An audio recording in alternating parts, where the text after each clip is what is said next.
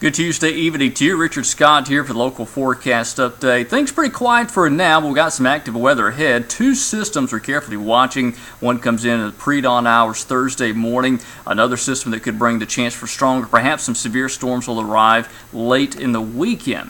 First off this afternoon, no weather issues at all. Quite warm though, 80 in Tuscaloosa, 80 in Birmingham. That's the high temperatures a little earlier, 83 in Demopolis. Some areas up in the Tennessee Valley, really along that Highway 278 corridor and points north in the 70s today. And no rain, no cloud cover from much of Alabama. Conditions really nice this afternoon as that upper level low pulls away from the area, and we're kind of stuck in between two systems. The next storm system west of us coming out of the Rockies now, the system that brought the rain and clouds earlier in the weekend, it's gone now. It's well to our east, moving up the east seaboard. Here's your forecast for our Wednesday. I do expect plenty of sunshine between sunrise and lunch. We should top out in the low 80s. By 3 o'clock, a few passing clouds start to move in as moisture really starts to increase, but it will be a warm afternoon. We'll easily top out in the low to mid 80s on Wednesday. So here's our computer model. What's going to happen? A cold front moves in from the west, and Wednesday, no issues at all, but Wednesday night,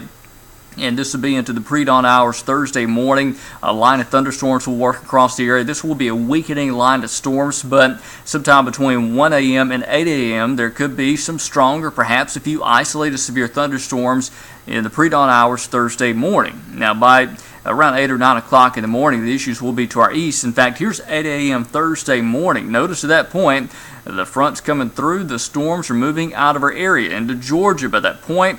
I do expect dry conditions by Thursday afternoon, and Friday mostly dry, although I can't rule out a passing shower or storm during the afternoon. This will be more like a summer day on Friday and on Saturday. So again, something we're watching carefully will be Thursday morning. This will be mainly before you wake up Thursday morning, very early in the morning, between 1 a.m. and 8 a.m. Thursday, primarily from Interstate 65 west, is the chance for an isolated severe thunderstorm. Again, the main concern will be damaging straight line winds. And this isn't an overly high risk, but I do want you to be alert since this will be in the overnight hours. Make sure you have a way to get warnings just in case there's a spin-up tornado along that line.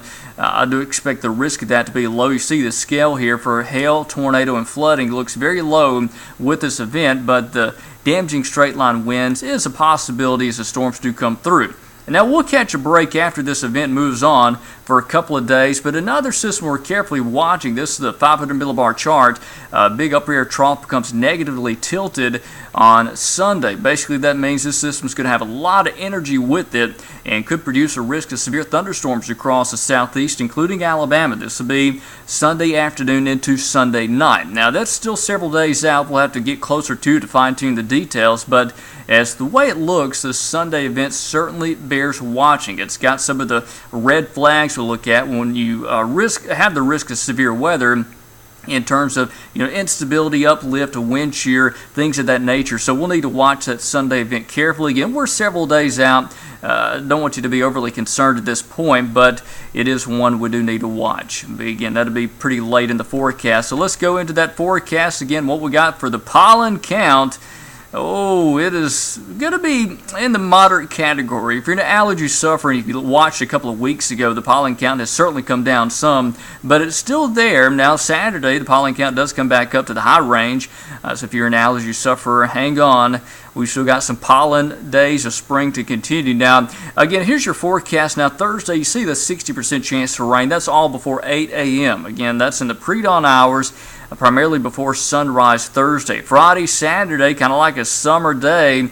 We'll top out the upper 80s on Friday, low 90s possible on Saturday. Next system that comes in, again, that arrives on Sunday. Some of the storms could be severe with that. We'll need to watch it very carefully again. Now, Monday and Tuesday, look for temperatures back in the 70s, a tad cooler, but that is actually closer to average for this time of the year.